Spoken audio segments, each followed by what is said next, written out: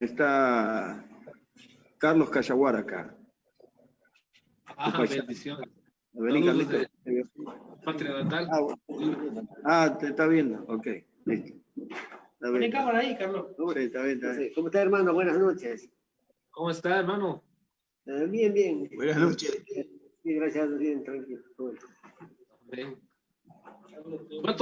¿Cuántos grados está en Buenos Aires? Acá ¿cuántos grados hay? Che, está fresquito acá. ¿Y ahí frío. cómo está? ¿Ahí cómo está? Frío. Demasiado 10 frío. grados. Aquí en La Paz hace mucho frío. Esta mañana sí. 10 grados acá. Con viento. 10 grados, dice. 10 grados. Sí. Hermana Ana me dice cuando empecemos. Amén, sí, ya podemos empezar. Listo. Bueno, empezamos y al aire vamos al Facebook.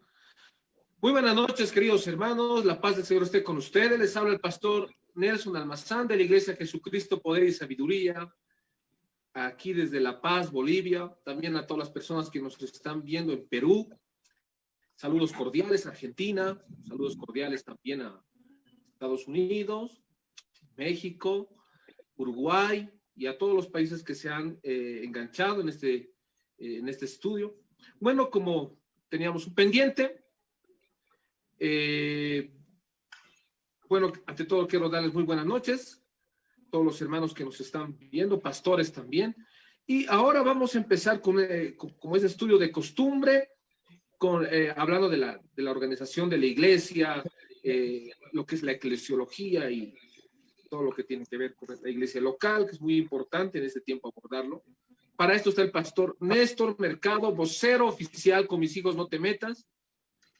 Pastor, 40 años de ministerio, ¿no es así, pastor? Sí. 40 años de ministerio.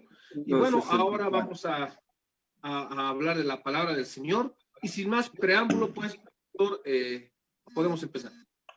Gracias, pastor Nelson. Bueno, buenas noches a todos los hermanos, amigos en diferentes lugares.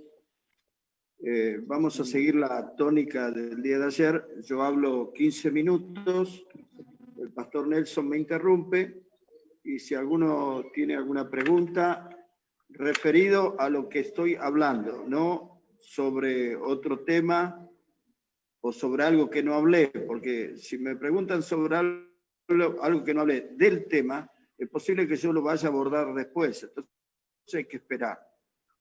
Entonces, de lo que voy hablando es de lo que pueden preguntar. Cada 15 minutos me para el pastor y, bueno, ahora son las 8:01, el punto acá en Argentina, no sé, en Bolivia 7:01, ¿no, pastor?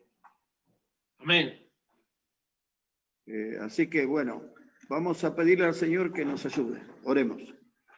Querido Padre, en esta noche necesitamos tu ayuda, necesitamos que el Espíritu Santo nos socorra, porque esta palabra que estamos abriendo es la palabra tuya, no es la palabra nuestra, no la inventamos nosotros, sino que tú la pusiste aquí, es tu palabra. La misma palabra que creó el universo está acá. Y queremos humildemente pedir tu ayuda para que podamos explicarla y que podamos seguir aprendiendo. En el nombre de Cristo, amén. Bueno, gracias a Dios. Bueno, vamos a seguir en 1 Timoteo. El compromiso nuestro es de estar compartiendo 1 Timoteo, 2 Timoteo y Tito, que son lo que se denominan las epístolas pastorales. Así que vamos a tratar de ir viendo capítulo por capítulo, ir viendo los diferentes temas. Hoy nos toca 1 Timoteo 5, 17 y 18. Ahí dice así: los ancianos que gobiernan bien sean tenidos por dignos de doble honor, mayormente los que trabajan en predicar y enseñar. Pues la Escritura dice: no pondrás bozal al buey que trilla, y digno es el obrero de su salario. Más adelante, en el versículo 21, dice: te encarezco delante de Dios y del Señor Jesucristo y de sus ángeles escogidos, que guardes estas cosas sin prejuicio. no haciendo nada con parcialidad, no impongas con ligereza las manos a ninguno, ni participes en pecados ajenos, consérvate puro. Hacer algo sin prejuicio es, un prejuicio es algo que un pensamiento propio que uno tiene sobre alguna cuestión. Y acá lo que vamos a hablar se tiene que ajustar estrictamente a la Biblia, no puede ser un prejuicio. Los pastores a veces tenemos intereses, porque claro, acá se está hablando del salario del obrero de Dios, evidentemente se está hablando de los pastores, de los predicadores, de la gente que está comprometida con el Evangelio. Pero esto no quiere decir que tenemos que sacar los pies del plato, o sea, tenemos que ir a la Biblia y ajustarnos a la Biblia y sujetarnos a la Biblia, porque acá dice sin prejuicio, sin parcialidad y sin ligereza, porque el apóstol Pablo le viene enseñando a Timoteo cómo seleccionar líderes, cómo debe ser la personalidad líder, la vida líder del pastor, ¿no? Inclusive le da consejos a Timoteo sobre cómo tiene que ser la vida de Timoteo. Y entonces es un tema que es importante, porque el tema lo pone Dios acá. También es muy importante aclararlo, porque cuando entra el tema dinero en cualquier rubro, no solo en la iglesia, sino en cualquier parte, cualquier escenario de la vida de los hombres, entra el tema dinero y entran los problemas, entran las discusiones y entran los prejuicios, obviamente. La gente piensa por sí mismo. Pero acá lo que yo estoy viendo es que el tema lo trae Dios. O sea, no es un pastor que dice, bueno, voy a poner este tema ahí para ver cómo puedo manejar la cosa, ¿no es cierto? Sino que es un tema puesto por Dios. Ahora, cuando nosotros hablamos de 1 Timoteo, que son 6 capítulos, estamos hablando de un libro, de una epístola, y tenemos que hacer una exégesis, es decir, le tenemos que sacar todo lo que hay adentro, como si fuera un baúl y hay un montón de cosas adentro. Y nosotros tenemos que sacarla, tenemos que exponerla delante de todos ustedes. El versículo central de 1 Timoteo es capítulo 3, versículo 15, 14 y 15, donde dice, esto te escribo, aunque tengo la esperanza de ir pronto a verte, para que si tardo sepas cómo debes conducirte en la casa de Dios, que es la iglesia del Dios viviente, columna y baluarte de la verdad. Este es el versículo central. Si la epístola esta, y yo lo señalaba ayer, lamentablemente tuvimos los inconvenientes que tuvimos, si fuera una rueda de una bicicleta, estos 2 versículos, y principalmente el 15, sería el eje de la rueda, el centro. Y todos los temas que aparecen en la epístola de Timoteo serían los rayos de la rueda de la bicicleta, o sea, que convergen a un centro. Todos los temas que Pablo le enseña a Timoteo, por eso dice versículo 14, para esto te escribo, aunque tengo la esperanza de ir pronto a verte, para que si tardo, sepas cómo debes conducirte en la casa de Dios. Se refiere a la iglesia local. ¿Cómo sabemos que en la iglesia local? Ayer preguntaba al pastor Nelson. Bueno, sabemos porque justamente se ve el trato del tema de las viudas, un tema doméstico, un tema local, el tema del trabajo, la relación con la patronal, la relación de la patronal con los trabajadores, se ve el tema de la selección de líderes, se ve el tema de la oración por las autoridades políticas, se ve mandamientos en cuanto a los diáconos, se ve mandamientos en cuanto a la salvaguarda de la doctrina. En 1:3 Pablo le dice a Timoteo, te dejé en Éfeso para que mandases que no enseñes diferente doctrina. O sea, por eso sabemos que está hablando de la iglesia local, porque está hablando de temas locales, domésticos, que cualquier pastor y cualquier iglesia lo vive. Ahora, si el apóstol Pablo lo puso ahí y le dijo, te escribo para que si tardo sepas cómo debes conducirte en la casa de Dios, que es la iglesia del Dios viviente, columna y baluarte de la verdad, evidentemente cualquier tema que esté en esta epístola define a la iglesia local, la consolida, expresa su realidad, su dinámica y también su proyecto. Por eso, cuando nosotros vamos a hablar el próximo jueves sobre las viudas, vamos a hablar sobre la familia, en fin, vamos a abordar todo lo que tiene esta epístola. Estamos hablando sobre asuntos de la iglesia local. No estamos hablando sobre prejuicios, sobre parcialidades, sobre intereses de sector. Como dije ayer, por supuesto, hay seminarios, hay misiones, que son herramientas que nos sirven. Pero en la Biblia lo que aparece es la iglesia local. La herramienta que Dios ha escogido para cumplir con la gran comisión y para cumplir con el proyecto de Jesucristo en la tierra es la iglesia local. Y en ese sentido, Dios baja este versículo 5:17,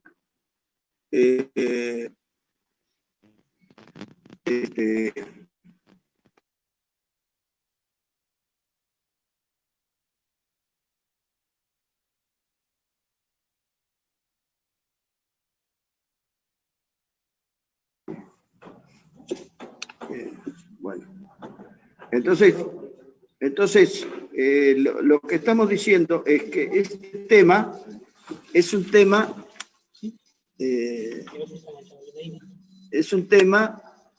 que lo está poniendo Dios. O sea, no es un tema que lo están trayendo las personas, sino que es un tema que lo trae Dios. Y por supuesto que el tema del dinero y de la finanza causa muchos problemas y muchos debates en las iglesias, hasta divisiones, etcétera, etcétera. Por ejemplo, lo que pasa es, fíjense acá en este versículo 18, dice, pues la Escritura dice, no pondrás bozal al buey que trilla. Bueno, y digno es el obrero su salario. Bueno, lo que está, este es un versículo del Antiguo Testamento, y cuando la gente ponía a trabajar a los bueyes, los tenían atados y los hacían trabajar la tierra, le dejaban comer de lo que trabajaban, de la cosecha. Pero algunos no lo dejaban, le ponían un bozal y no lo dejaban. En capítulo 6, versículo 9, dice, los que quieren enriquecerse. Habla de otro. Por un lado tenemos los que tienen un bozal, o sea que no pueden comer, y por otro lado tenemos los que quieren enriquecerse. Parece mentira, pero son dos vertientes, dos realidades que están aconteciendo en el Evangelio. Hay gente que piensa que cuanto más pobre el predicador, mejor, porque entonces es más espiritual. Si es más pobre, si pasa necesidad, si anda desnudo, demuestra que es un hombre humilde, que depende de Dios y que es espiritual. Por otro lado tenemos otro sector. Por ejemplo, habrán escuchado hablar del Evangelio de la Prosperidad. Está ese famoso predicador mundial, Benny Hinn, que inclusive tenía avión propio, barco propio, y hace poco, y lo pueden buscar en YouTube, se arrepintió y dijo que no iba a predicar nunca más el Evangelio de la Prosperidad porque no era bíblico. Pero todo el sector que predica el Evangelio de la Prosperidad cree que cuanto más tiene un siervo de Dios, cuanto más riqueza tiene, significa que mejor anda con Dios. Yo sé que todos ustedes, es una marca de espiritualidad. Como unos dicen, cuanto más pobre es, más espiritual es. Otros dicen, cuanto más rico es, más espiritual es. Estas dos cosas, ninguna de estas dos están en la Biblia.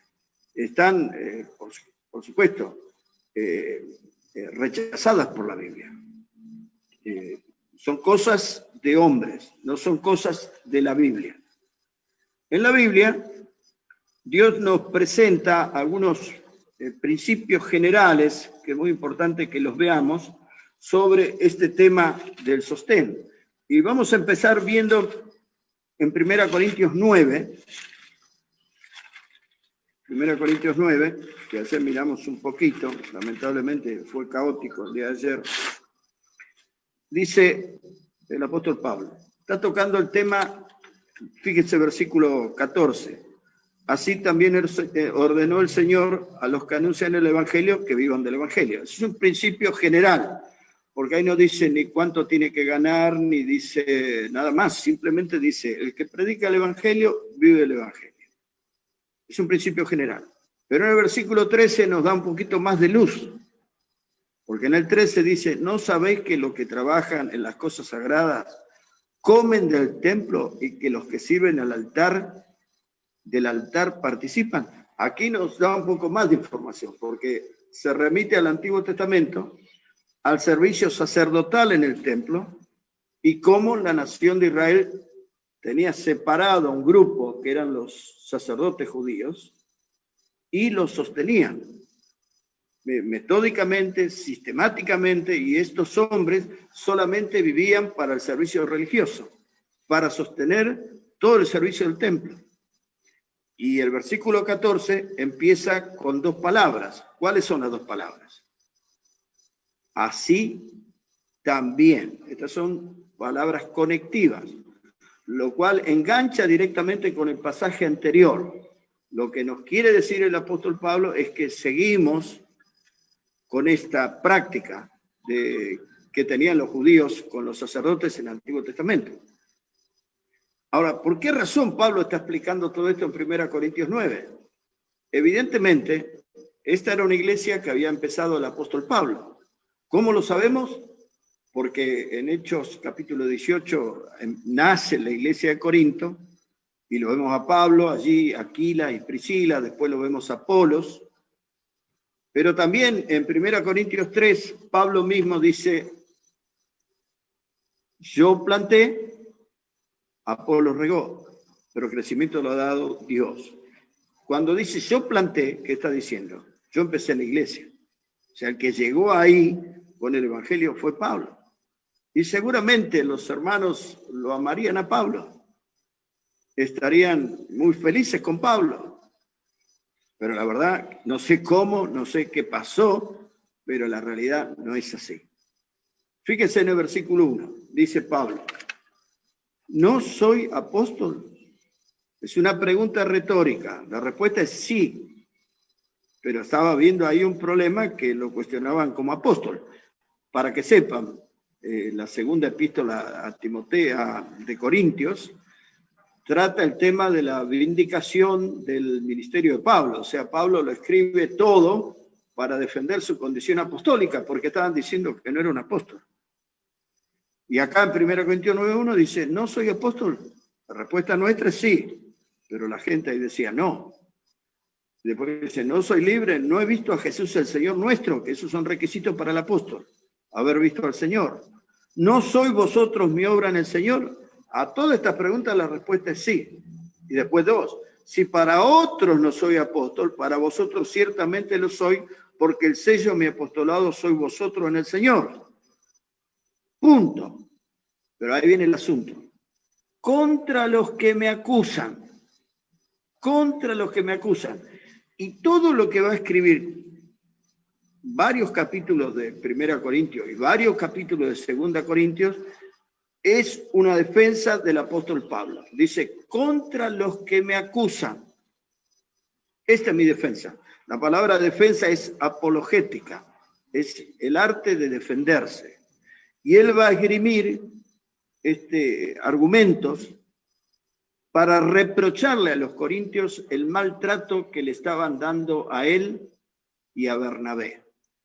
Fíjense, versículo 4, dice, ¿acaso no tenemos derecho de comer y beber? ¿No tenemos derecho de traer con nosotros una hermana por mujer, como también los otros apóstoles y los hermanos del Señor y Cefas? Son todas preguntas.